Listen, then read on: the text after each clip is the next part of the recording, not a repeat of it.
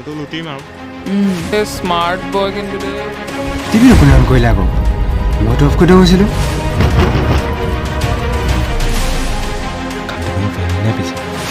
কৰিলো মই কৈছো আৰু নোহোৱাকে পাৰিম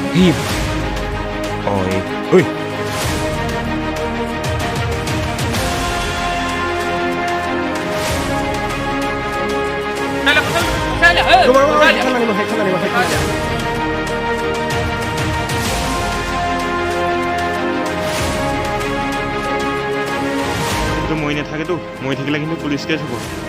আমি এইবোৰ কাম এৰিব লাগিব বুজিছ কি কৰিবি